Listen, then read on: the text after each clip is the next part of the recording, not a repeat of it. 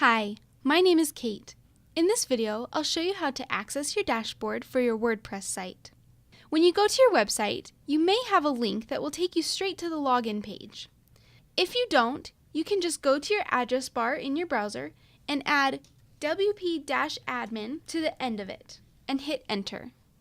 This will bring you to the login page where you need to enter your username and password. Then you can click login. This is our dashboard. This is a quick glance at everything that we have available to us to edit our site. On this main page, there are some modules that just give us a quick look at a few things.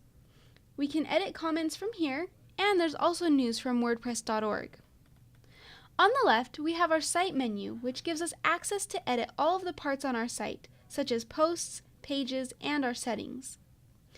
At the top of the page, we also have a toolbar. This will give us easy access to switch between our dashboard and our site. When you go to your site, you'll still have the toolbar as long as you're logged in, and you can edit pages, view any notifications, and go back to the dashboard with one easy click. And that is your dashboard on your WordPress site.